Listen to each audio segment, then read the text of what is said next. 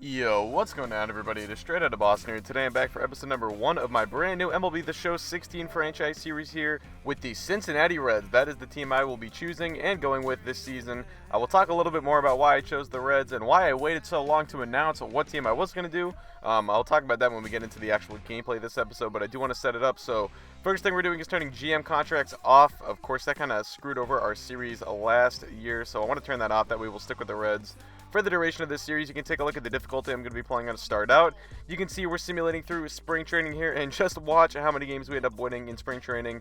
It is going to be a total of 4 games. Yes, we went 4-25, probably not a great omen for year number 1, but take a quick look at the roster here. You can actually see the starting rotation is going to be pretty banged up to start the year. John Lamb, Anthony Discalfani, and Homer Bailey all starting the year on the DL. And you can see Jesse Winker, our only top 50 prospect here. He is an A potential. So, looking now at some of the settings, I'm going to actually turn lineups and rotations onto auto just for the season number 1. I figured they're really not that important while we're still kind of in the rebuild phase. I'll just let the manager, kind of deal with the rotation in the lineups. I don't want to have to kind of micromanage the team while we're not going to really be any good. And, quite frankly, we're not going to be any good in the season number 1. We're taking on the Phillies. This is game number 2 of the season. I wanted to play game number 2 instead of opening day because I wanted to use Brandon Finnegan, who's probably my favorite pitcher on this staff as it stands right now. Finnegan, of course, was picked up from the Royals in the Johnny Cueto trade, and really my lasting memory of Finnegan is from that 2014 playoff run, I should say, in the World Series when he came in and he was dominating there for a little bit against the Giants. It was pretty cool to see in his first year after he was drafted out of TCU. So anyway, I'll talk about why I chose the Reds now a little bit here. So, you guys know me. If you've been around for a while, I want to do a rebuild. I want to take a cellar dweller, a team that is, not doing so well these days. Maybe their farm system isn't in the best shape, as you're going to see Devin Mesoraco goes bridge here and takes that 1 yard to give the Reds their first run of the game here, take a 1-0 lead. But, so, immediately I wanted to look at rebuilding teams, and I thought I wanted to do an AL team this year, but just looking at the teams, I did a little bit of simulation with the OSFM roster, trying to see what teams kind of struggled to improve as the years went on. And one that was pretty clear to me was the Reds. Just not a great farm system, and they've kind of screwed up the rebuild, quite frankly, as it was.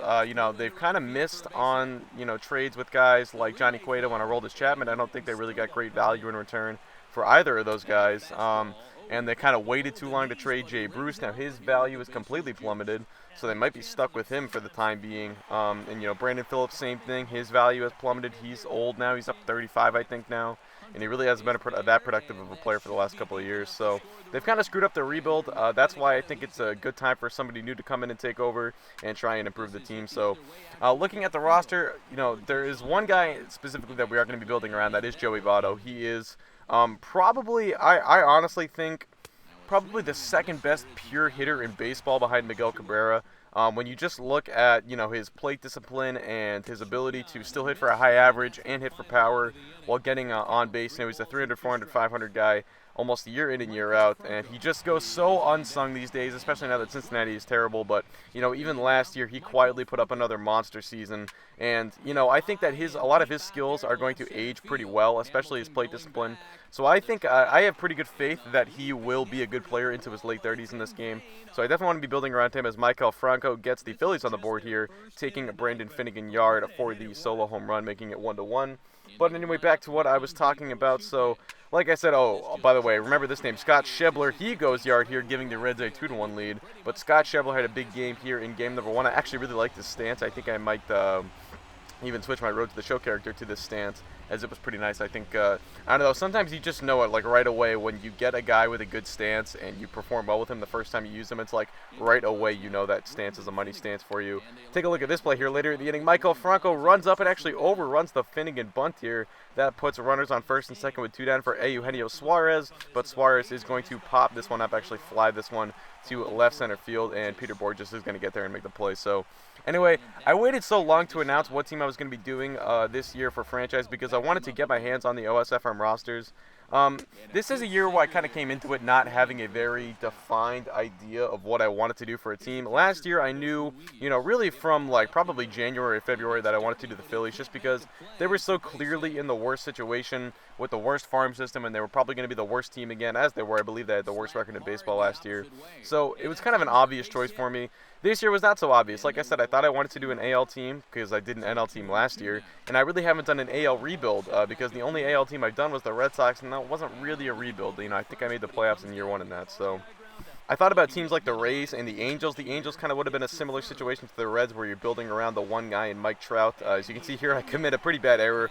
If you're actually paying attention to the gameplay, you will notice I was pretty rusty this game. I hadn't actually played an offline MLB 16 game until I played this game, like a full one.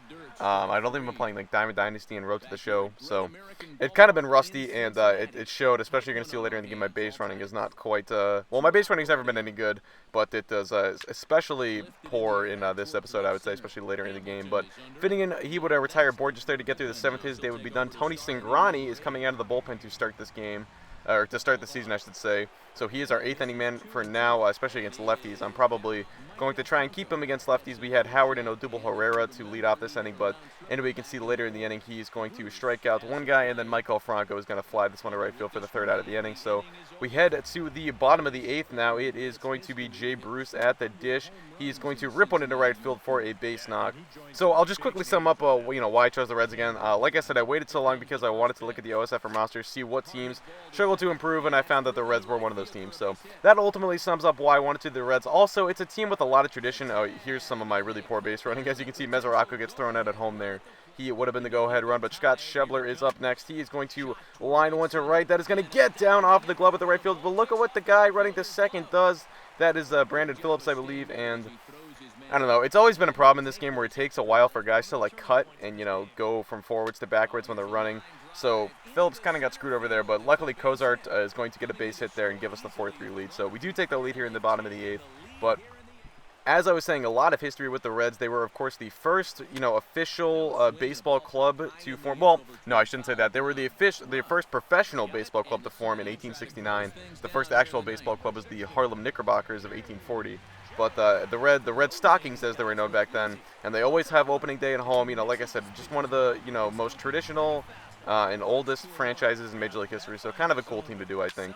A lot of good history in that city for baseball. But here is Andres Blanco going yard there to tie up the game in the 9th. So J.J. Hoover blows the save. Of course, no Aroldis Chapman this year. He has been moved to the Yankees, so Hoover is the new closer, and he blows his first save opportunity here in the top half of the 9th. So we're going to head to the bottom of the 9th, tied up at 4 as Phillips makes the play for the 3rd and final out. It is Eugenio Suarez up with a 3-2 count and 1 down. He is going to work the walk there on the slider that misses from Luis Garcia, the pitcher for the Phillies. So next batter is Joey Votto, 2-0 count. He's going to rip this one the other way. Deep left field. If it's fair, it's very gone, and it is going to tail foul. So now a 3-2 count later in the same AB with 1 out of the inning. He's going to just get under one and fly to center field. That would be Odubel Herrera there to make the play for the 2nd out of the inning. So now a runner on with 2 down for Devin Mesoraco, already a homer in this game. He's going to rip this one the other way. This one is back deep right center field. That is going to get down and one up off the wall. Suarez is going to round third. He's headed for home, and he will score on the play, and the Reds are going to earn the walk-off victory.